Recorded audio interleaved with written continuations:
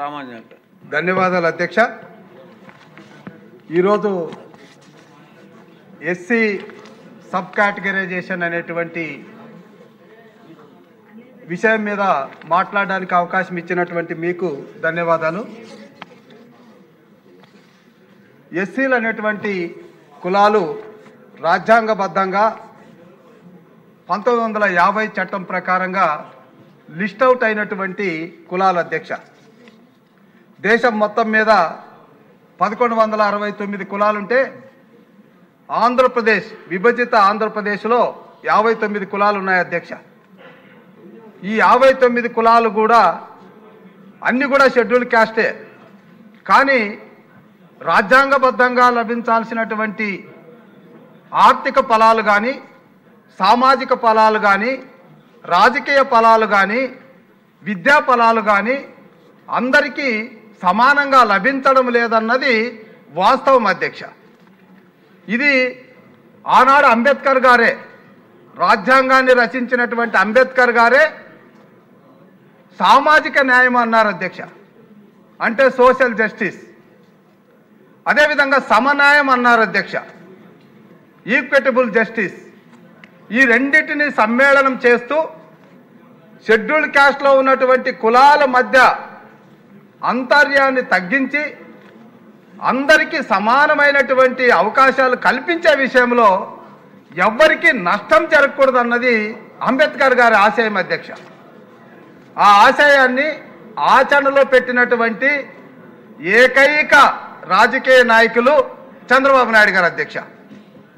ఎందుకంటే ఈ విషయం సభాముఖంగా నేను చెప్పడానికి ఏ రకంగా సంశయపడడం లేదు. భారతదేశంలోనే ఈ కేటగరైజేషన్ అనేటువంటిది హర్యానాలోనూ, తర్వాత పంజాబ్లోనూ, తమిళనాడులోనూ జరిగినప్పటికీ ఆంధ్రప్రదేశ్లో, ఉమ్మడి ఆంధ్రప్రదేశ్లో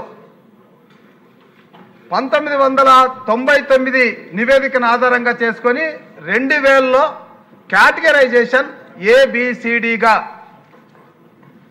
ఎస్సీల్లో ఉన్నటువంటి ఈ ఏదైతే ఇనడిక్వెసీ అనేటువంటిది ఏదైతే ఉందో ఆ భావాన్ని తొలగించినటువంటి మహానుభావుడు, దళిత బాంధవుడు, దళితులకు దేవుడిగా నిలిచినటువంటి వ్యక్తి చంద్రబాబు నాయుడు చెప్పడానికి ఎలాంటి అతిశక్తి లేదు అధ్యక్ష.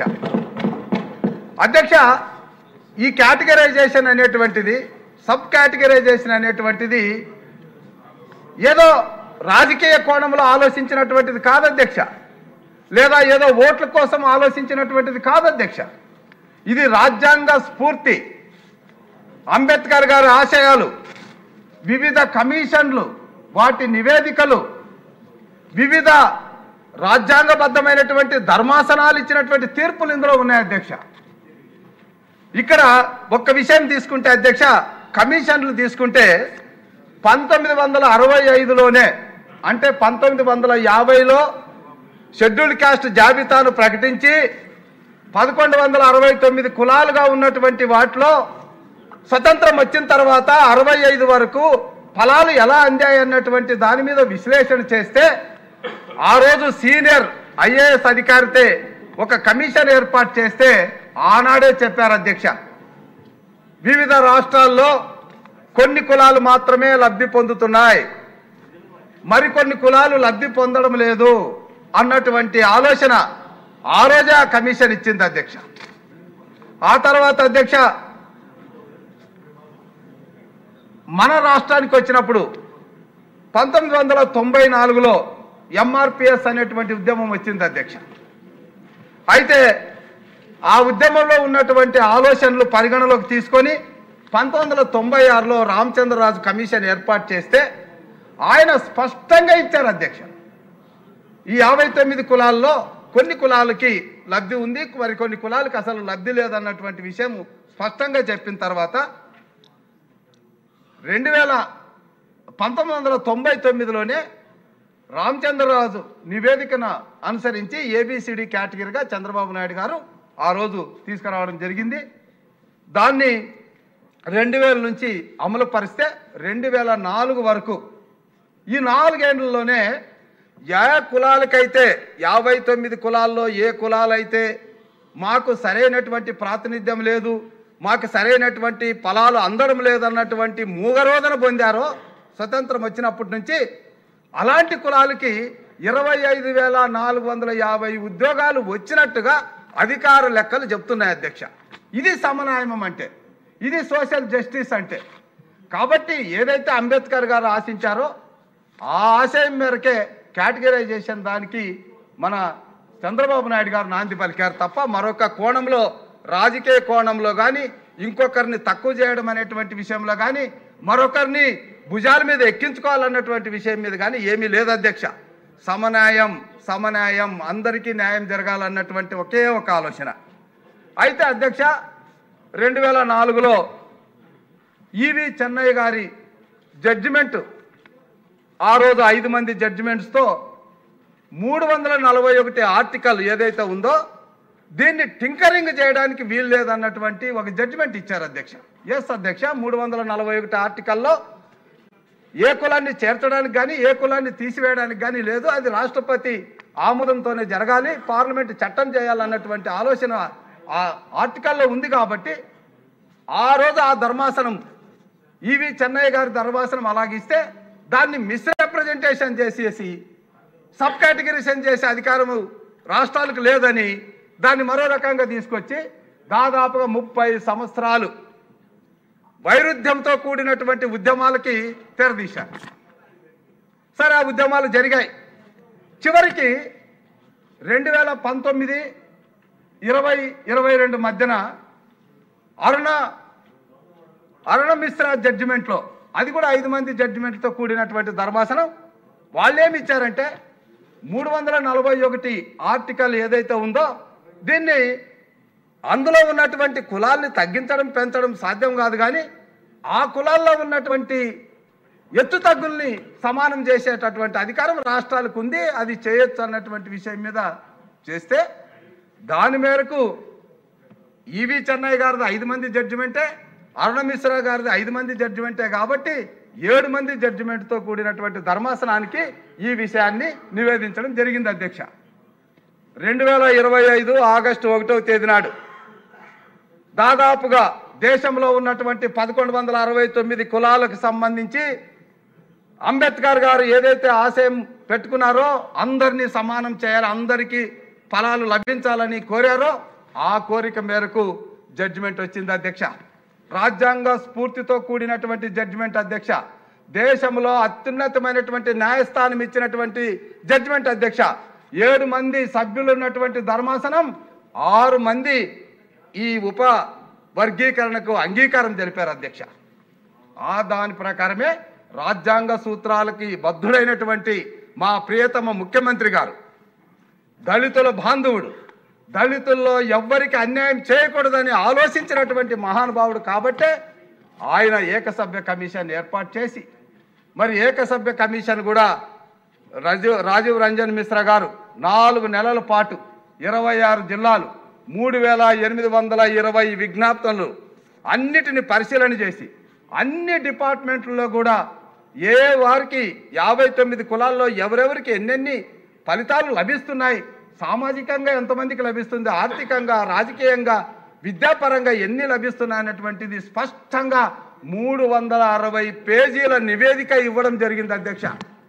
ఈ నివేదికను దృష్టిలో పెట్టుకొని ఇప్పుడు మనకు అందుబాటులో ఉన్నటువంటిది 2011 సెన్సెస్కి ఒక అథెంటిసిటీ ఉంది. కాబట్టి ఆ నివేదికను ఆధారంగా చేసుకొని ఇప్పుడు కేటగరైజేషన్ ఇవ్వడం అనేటువంటిది జరిగింది అధ్యక్ష. అయితే ఇక్కడ మనము ఆలోచించాల్సింది, కొంతమందికి కొన్ని రకాలైనటువంటి అభిప్రాయాలు ఉన్నాయి. ఎందుకంటే జిల్లా యాజ యూనిట్గా, జిల్లా యాజ యూనిట్గా చేస్తే ఇది శాశ్వతమైనటువంటి పరిష్కారం లభిస్తుంది అన్నటువంటి ఆలోచన ఉంది అధ్యక్ష. దీన్ని ఎవరు కాదనలేము. కానీ ఇప్పుడు జిల్లా యాజ యూనిట్గా అంటే 2011లో మనకు సెన్సెస్కి ఒక అథారిటీ ఉంది.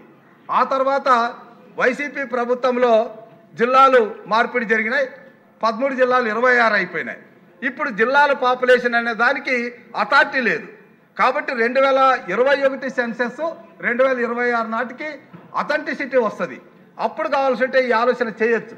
అంతవరకు ఫలాలు అందాల్సినటువంటి వాళ్ళకి అందాలు కాబట్టి ఈరోజు ఏకసభ్య కమిషన్ ఇచ్చినటువంటి నివేదికను ఆధారంగా చేసుకొని కేటగరైజేషన్ ఇవ్వడం అనేటువంటి దాని మీద ఈ చర్చ జరుగుతుండడం, మరి దీనికి సంబంధించి చంద్రబాబు నాయుడు గారిని ఆయన యొక్క ఆలోచన విధానాన్ని ఏదేమైనా దళితులకు మేలు జరగాలంటే ఒక్క చంద్రబాబు నాయుడు గారితోనే సాధ్యమవుతుంది అన్నటువంటి విషయాన్ని మా దళిత సోదరులు అందరూ అంగీకరిస్తున్నారు అధ్యక్ష.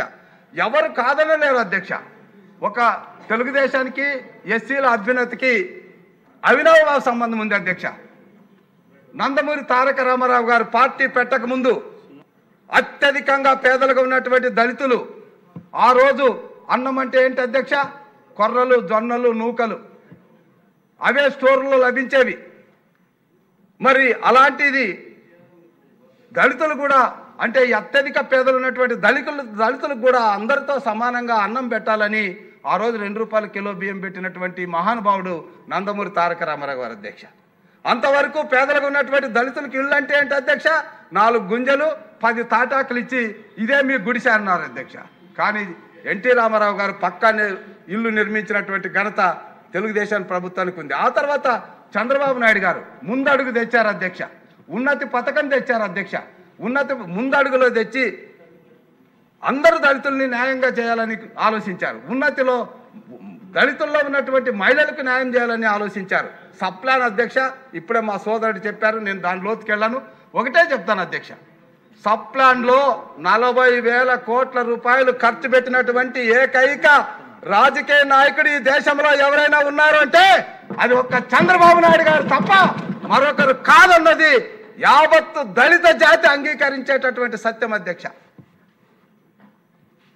ఇక్కడ కార్పొరేషన్లు అధ్యక్ష, కార్పొరేషన్లకి నిధులు ఇచ్చి 27 పథకాలకి డబ్బులిచ్చి విదేశ విద్య లాంటి, భూమి కొనుగోలు లాంటి, బెస్ట్ అవైలబుల్ స్కూల్ లాంటి పథకాలు పెట్టి దళితుల్ని ఇంజనీర్లు, డాక్టర్లు చేసి ఈరోజు అమెరికాలో 500 పైగా మా దళిత బిడ్డలు ఉద్యోగాలు చేసి తల్లిదండ్రులకి 5 లక్షలు 6 లక్షలు నెలకు పంపిస్తున్నారంటే అది చంద్రబాబు నాయుడు గారు పెట్టినటువంటి భిక్ష తప్ప మరొకటి కాదన్నది స్పష్టం అధ్యక్ష.